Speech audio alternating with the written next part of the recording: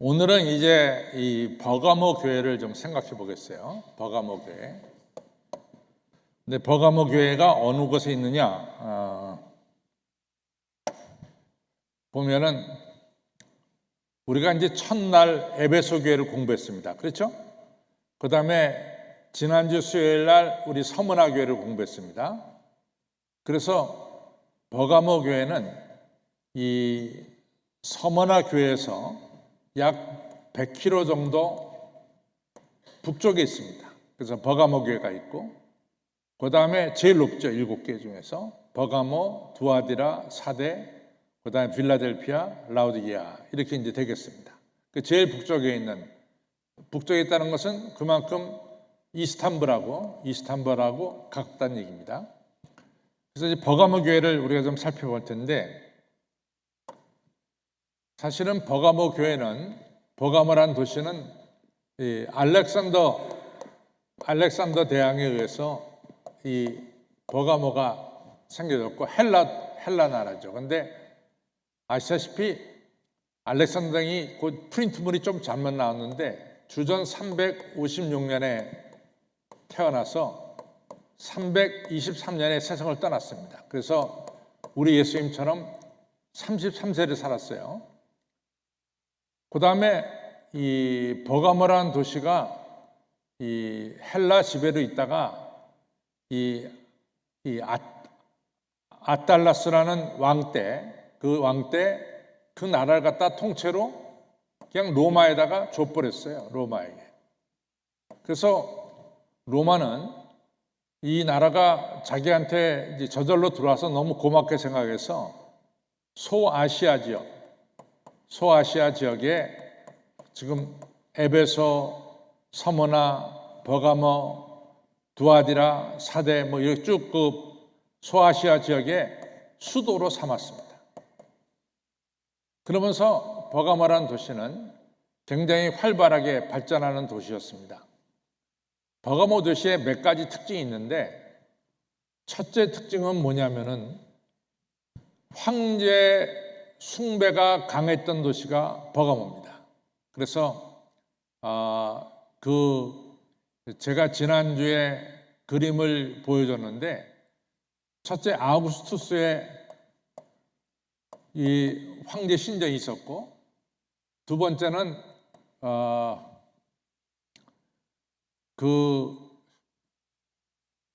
저 그림 한번 4번 그림인가 한번 보여주세요. 4번 그림. 제가 그 지난주에 이 신전인데, 이 신전이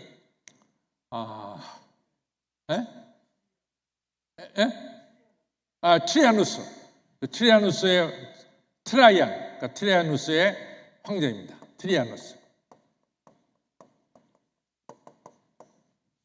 제가 이제 이게 잘 기억하고 있다가 잊어버린 게 뭐냐면, 이게 이제 제가 이제 로스앤젤레스 살 때 로스앤젤레스에 대학이 아주 큰 대학이 두 개가 있는데, 하나는 USC라고 하는 사립대학이고 하나는 UCLA라고 하는 대학인데, 이 두 대학이 뭐 모든 게 다 경쟁을 해요. 그때 이 USC 대학의 그 상징이 트라이안이거든요. 근데 내 머릿속에 잘 있는데 트라이아누스가 있고 황제가 있고, 그 다음에 이 제우스 신상도 있고요. 또 디오니시스, 술의 신 디오니시스의 신전도 있고, 그래서 이 신전이 상당히 많습니다. 그 다음에 이 버가모에 유명한 것은 도서관이 유명해요. 도서관. 그래서 그 당시에 이제 최고의 도서관이 어디에 있었냐면 알렉산더에 있었습니다. 알렉산더.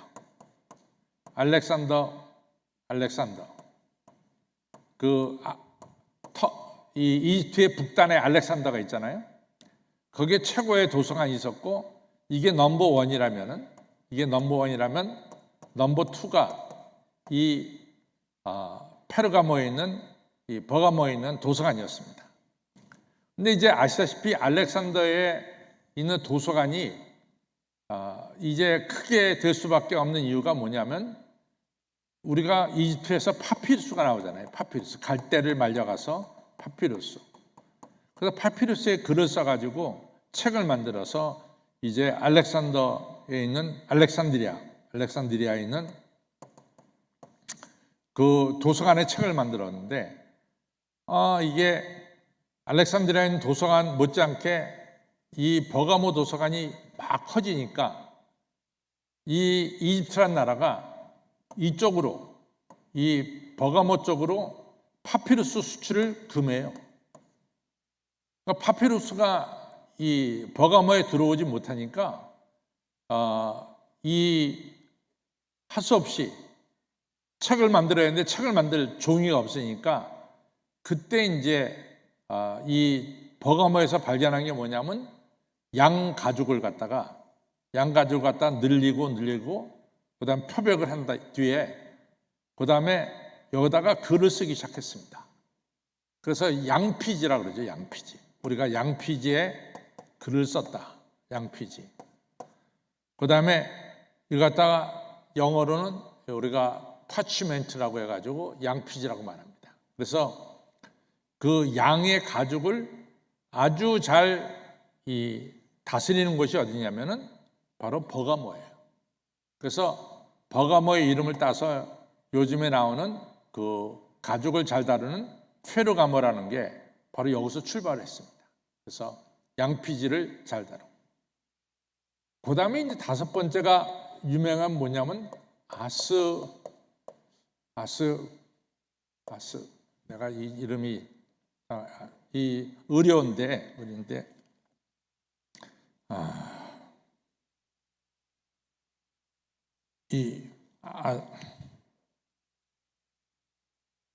내가 여기 썼는데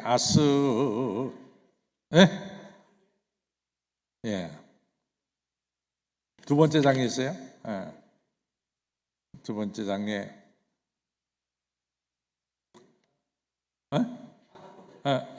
아스클레피우스입니다. 아스클레피우스인데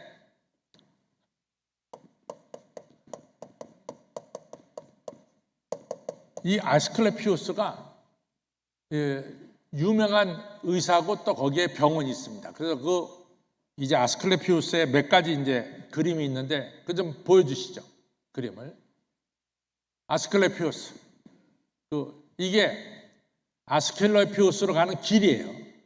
이 버가모에 지금 남아 있습니다. 이 길이 있고 또 아스클레피우스 또 하나 있는데 그림. 이게 아스클레피우스의 그 병원의 이 자리입니다. 이처럼 이 아스클레피우스가 굉장히 유명해요. 그래서 이 아스클레피우스는 심리적으로 병을 치료했고, 그 다음에 그래서 유명한 의사가 갈레인이라는 의사가 이 심리치료에 아주 최초의 유명한 분이죠. 그 다음에 이 드레사피는 그런 약재를 만들어서 약재를 가지고 또 치료했습니다. 그래서 아스클레피우스, 이것은 이 치료하는 이런 시인인데 이 아스클레피우스를 뭘로 표현하냐면 뱀으로 표현합니다. 뱀으로.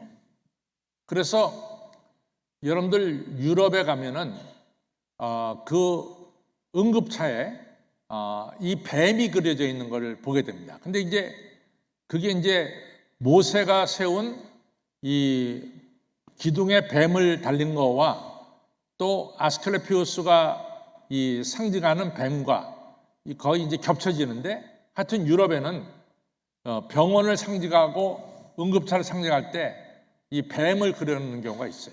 왜냐하면 아스클레피우스가 뱀입니다. 이처럼 버가모에는 아주 굉장히 중요한 게 많습니다. 그래서 버가모에 가보면은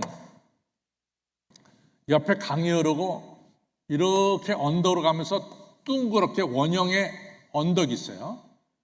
근데 원형의 언덕에 다 제우스 신상, 또 예를 들어서 아우구스투스의 신상, 또 이 여러 신상들이 다 여기 있었어요.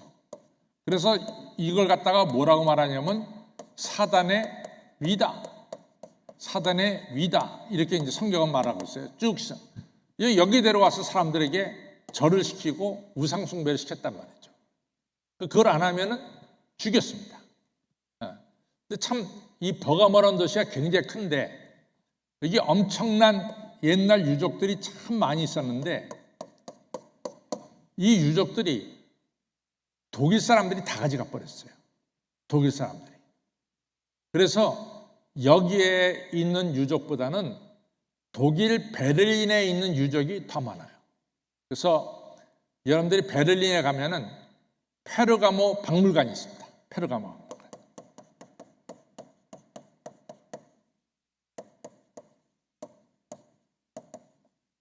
박물관 이름이 페르가모예요. 베를린에 있습니다.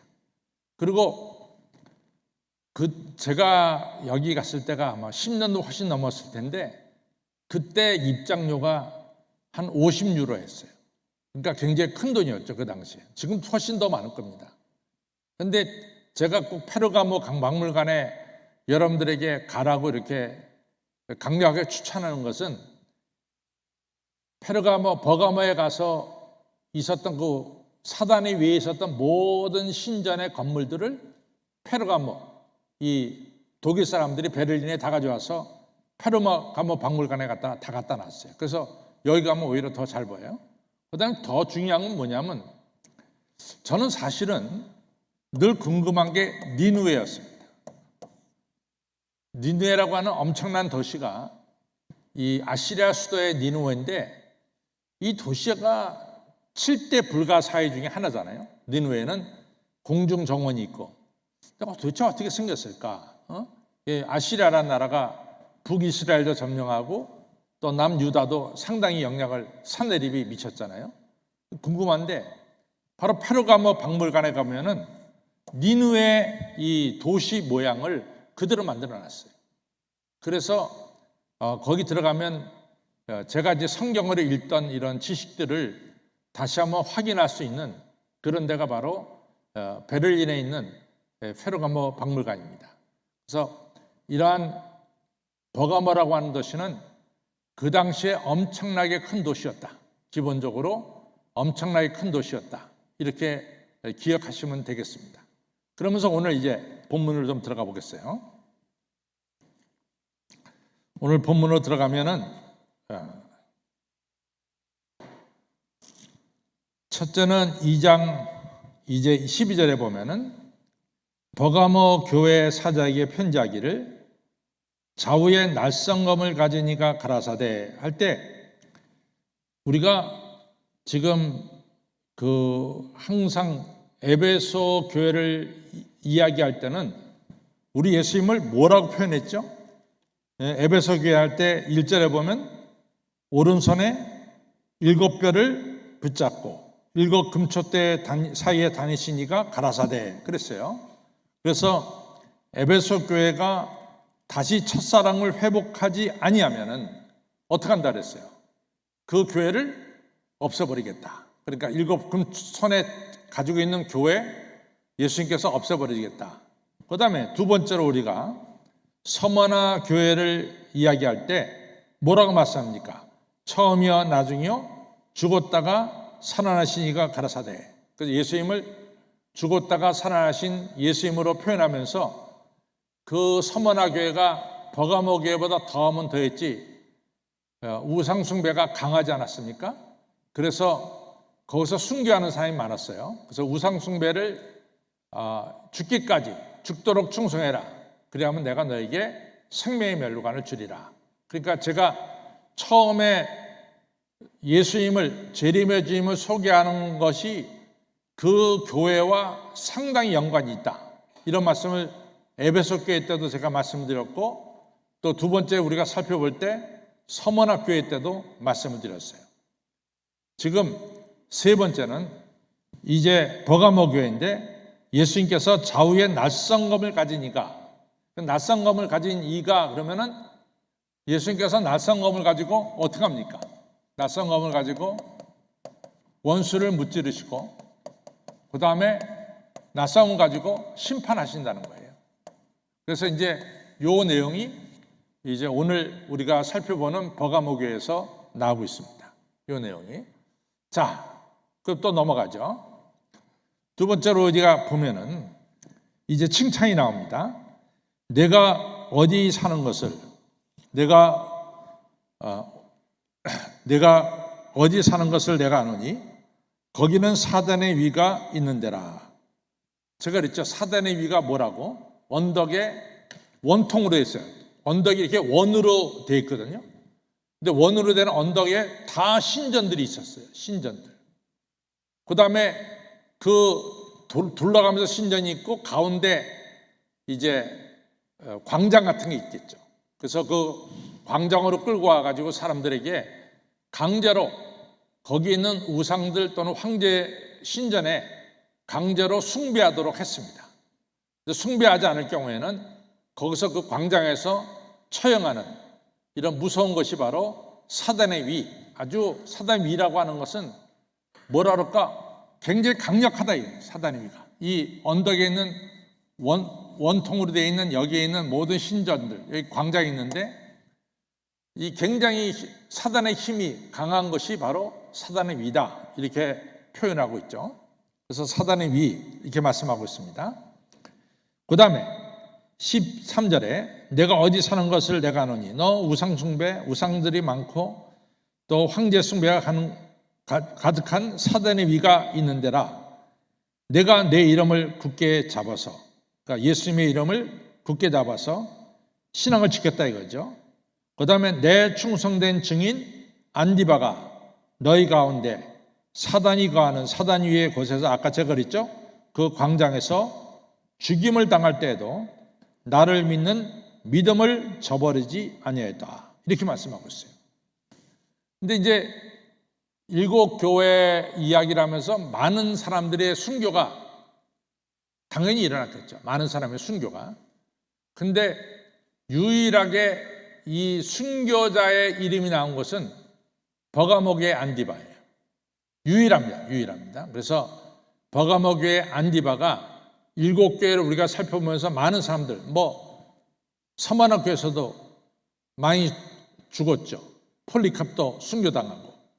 그런데 성경에 나오는 순교자 이름은 이 안디바가 유일합니다. 안디바가 순교당할 때도 황제 숭배 안 한다고 순교당할 때도 굉장히 위험스러운 그런 상황임에도 불구하고 거기 버가모에 있는 교인들은 정말로 신앙을 굳건히 잡았죠. 거기 흔들리지 않고 굳게 잡고 신앙을 지킨 것을 재림의 주님께서 지금 칭찬하고 계신 겁니다. 그래서 여기 보면은 안디바가 너희 가운데 있고 사단에 거하는 사단의 위에 그것에서 죽임을 당할 때도 나를 믿는 믿음을 저버리지 않았다.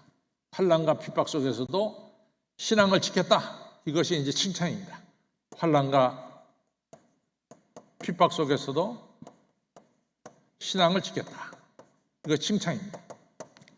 그 다음에 이제 두 번째 책망이 나오는데 책망은 두 가지입니다. 하나는 발람의 교훈을 따른 것과 또 하나는 니골라 당을 따른 거예요. 니골라 당. 그래서 그거만 우리가 한번 성경을 읽어보겠습니다. 그 다음에 제가 설명을 하겠어요. 발람. 같이 읽겠습니다. 우리 14절, 15절입니다. 시작. 그러나 내게 두어 가지 책망할 것이 있나니 거기 내게 발람의 교훈을 지키는 자들이 있도다. 발람이 발락을 가르쳐 이스라엘 앞에 올무를 놓아 우상의 제물을 먹게 하였고 또 행음하게 하였느니라. 15절.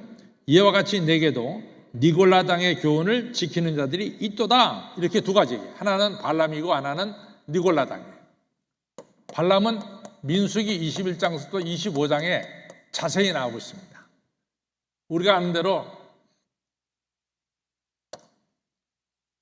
이제 이스라엘 백성들이 이렇게 밑으로 해가지고 이렇게 모압 지방을 통과해서 그 다음에 여기 모압 평지까지 올라와서 모압 평지에서 요단강 건너서 여리고로 왔죠. 그게 이제 나중에 여호수아가 모압 평지에서 여기까지 왔고, 여기 모압 평지까지는 모세가 인도했어요. 근데 이스라엘 백성들이 요 밑에 에돔을 지날 때도 에돔 사람들이 이스라엘 백성들을 지나도록 허락하지 않았습니다. 근데 이스라엘 백성들이 모압을 지나니까 그 당시 모압 왕이 발락이에요. 발락인데 이스라엘 백성들이 망했으면 좋겠어요. 이 사람들이 너무나 이같이 쭉쭉쭉 올라오니까 싫은 거야. 망했으면 좋겠어요. 그래서 망하기 위해서 발락이 누구를 부르냐면 발람을 불러요. 발람은 선지자인데 선지자에게 발락이 엄청난 돈을 주면서 그 이스라엘 백성들이 지나는 것이 다 보이는 산 위에서 제단을 쌓고 이스라엘 백성들을 갖다가 저주하도록 그렇게 사주합니다. 근데 발람이 얘기해요. 나는 하나님이 주신 말씀 외에는 다른 거 할 수 없습니다. 그래가지고 발락이 아무리 얘기해도 발람은 사실은 하나님께서 이스라엘을 축복하시는데 어떻게 저주해요? 그거 안 한단 말이지. 근데 돈은 잔뜩 받았어. 그래서 이제 이스라엘 백성들이 이 저주를 받지 않고 발람의 저주를 받지 않고 잘 가는데 돈을 받은 게 있으니까 발람이 한 가지 뭘 가르쳐 주냐면은 이스라엘 백성들을 갖다가 좀 남자들을 초청해라. 너희 지금 모압 지방에 온 남자들을 초청해서 잘 대접해라. 그래서 고기와 술로 대접하도록 했습니다. 근데 그 장소가 어디냐? 바알 부호를 섬기는, 우상을 섬기는 그 자리에서 이스라엘 남자를 초대해서 이스라엘 남자들에게 바알 부호 앞에 바쳐졌던 고기들, 그 다음에 술로 이 남자들을 갖다가 대접했어요. 그리고 모압 여자들을 갖다가 일로 집어넣어서 결국은 이스라엘 남자들이 다 성공하고 나서 이 바알 부올의 이 잔치 자리에 들어가서 고기 먹고 술 먹고 모압 여자들하고 행음을 하게 됐습니다. 근데 이런 일을 갖다가 누가 가르쳐 줬냐면 발락에게 이렇게 하라고 가르쳐 준 거예요. 그래서 발락이 아주 친절한 말로 이스라엘 남자들 초청했죠.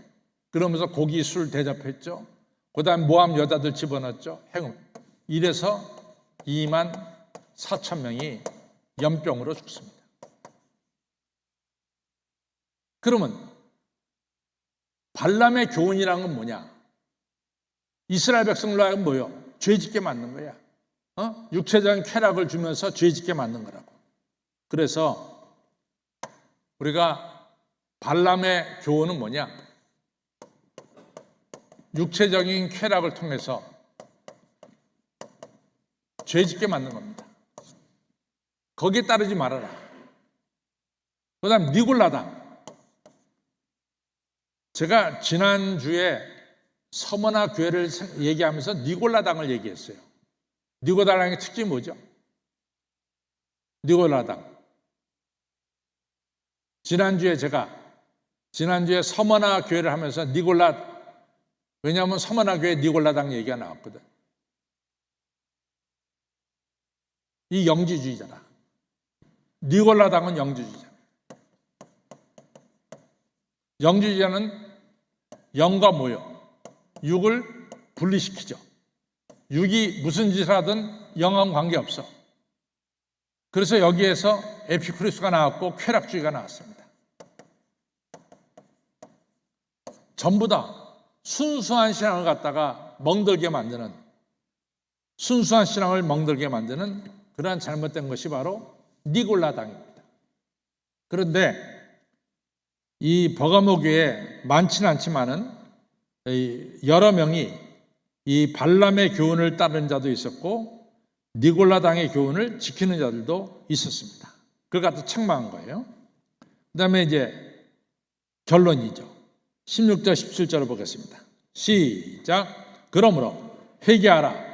그리하지 아니하면 내가 내게 속히 임하여 내 입에 나오는 검으로 그들과 싸우리라. 그러한 니골라당과 발람의 교훈에서 떠나라. 순수한 신앙으로 회복해라. 그렇지 않으면은 우리 예수님의 입에서 나오는 날쌘 검으로 내가 그 모든 악한 세력을 처단할 뿐만 아니라 이 우상을 따르는 자들을 심판하겠다.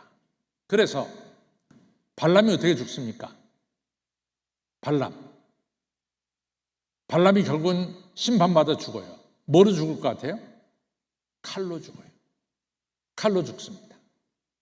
그래서 제가 민수기 이게 31장인가 나오거든요. 칼로 죽습니다. 그래서 하나님께서 여기 날쌘 검이라고 하는 것은 악한 세력을 무찌를 뿐만 아니라 예수님께서 나중에 악한 세력을 칼로 심판하시는 것을 우리가 알 수가 있습니다. 그 다음에 우리 마지막 절 보겠습니다. 17절 시작. 귀 있는 자는 성령이 교회들에게 하시는 말씀을 들을지어다. 그러니까 하나님 말씀은, 예수님 말씀은 성령과 함께 말씀으로 함께 우리에게 들려지는 거예요. 그 말씀을 들을지어다. 이기는 그에게는, 다시 말해서 우상 숭배와 황제 숭배와 그 밖에 모든 이단 세력에게 이기는 그에게는 내가 감추었던 만나를 주고 또 흰돌을 주겠다. 만나와 흰돌이 나와요. 만나와 흰돌을만 설명하겠습니다. 만나와 흰돌. 근데 만나에는 형용사가 붙었어요. 감추었던 만나. 그 다음에 흰돌을 주겠다. 만나는 우리가 아는 대로 만나가 뭐죠?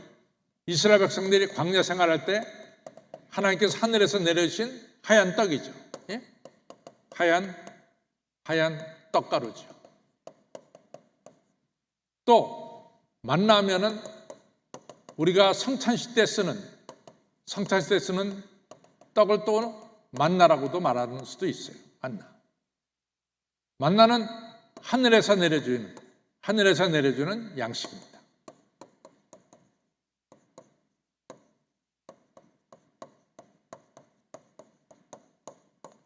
그런데 이게 이제 어떤 의미가 있냐면, 우리가 주전 587년에 예루살렘 성이 느부갓네살에 의해서 망합니다. 느부갓네살이 쳐들어와서 예루살렘 성을 파괴하고 성전을 파괴합니다. 그러면 우리의 궁금한 것은 도대체 성전 안에 있었던, 지성소에 있던 법궤가 어디로 갔느냐? 법궤가 어디로 사라졌느냐?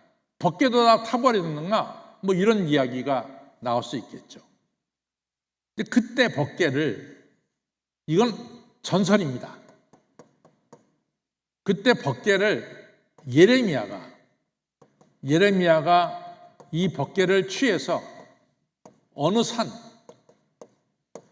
그 산이 느보산일 수도 있고 또 그 산이 호렙산일 수도 있습니다.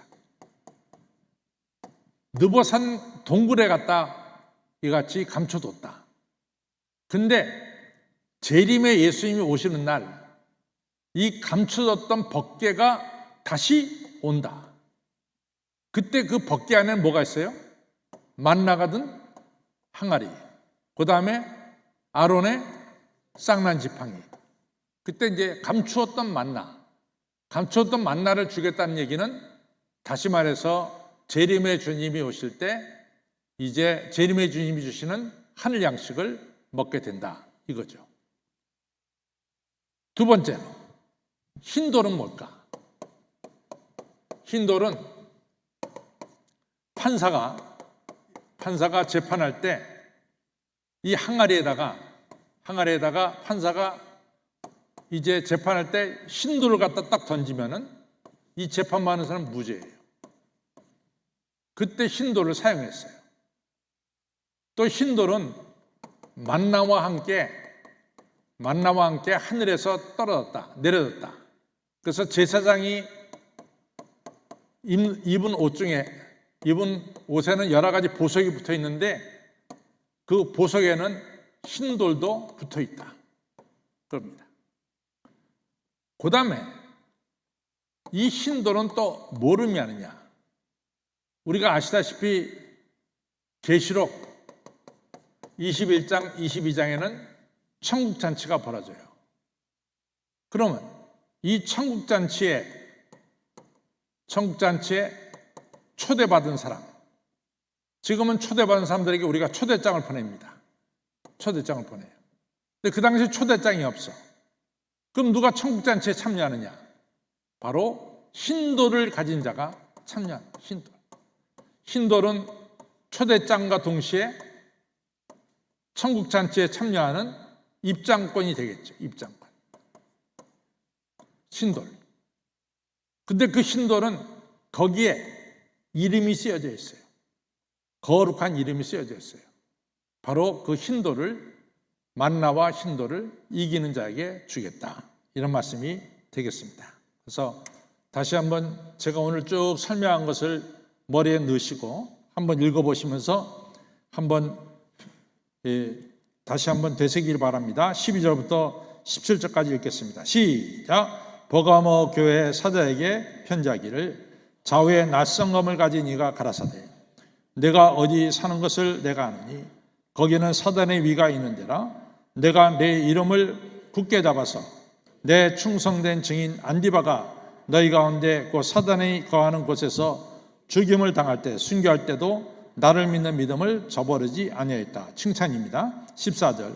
그러나 내게 두 가지 책망할 것이 있나니 거기 내게 발람의 교훈을 지키는 자들, 그러니까 신앙을 갖다 혼합시키고 이같이 이 육체의 쾌락에 넘어가는 자들이 있도다. 또 같이 있습니다. 거기 시작. 거기 내게 발람의 교훈을 지키는 자들이 있도다. 발람이 발락을 가르쳐 이스라엘 앞에 올무를 놓아 우상의 제물을 먹게 하였고 또 모압 여인들과 행음하게 하였느니라. 그래서 내가 24,000명이 죽었다 그랬어요. 15절. 이와 같이 내게도 니골라당의 교훈을 지키는 자들이 있다. 니골라당은 영주주의입니다. 쾌락주의고 신앙을 갖다 혼합시키는 혼합주의자들입니다. 16절 시작. 그러므로 회개하라. 그리하지 않으면 내가 내게 속히 임하여 내 입엔 검으로 그들을 싸우리라. 그래서 제가 참고로 발람을 하나님께서 심판할 때 칼로 발람을 심판했습니다. 17절 시작. 귀 있는 자는 성령이 교회들에게 하시는 말씀을 들을지어다. 이기는 거 신앙까지 지키는 교회는 내가 감추었던 만나를 주고 또 흰돌을 줄 터인데 그 돌 위에 새 이름이 기록한 것이 있나니 받는 자밖에는 그 이름을 알 사람이 없다.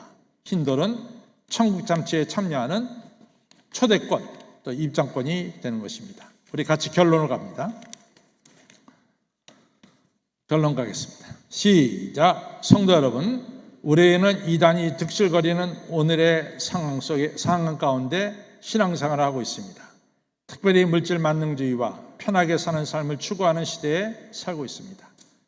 일할 때 우리는 발람을 쫓는 혼합주의 신앙과 니골라당처럼 육신의 쾌락을 쫓는 영주의를 철저하게 멀리하고 오직 하나님 한 분 안에서 순수하게 섬겨야 하겠습니다.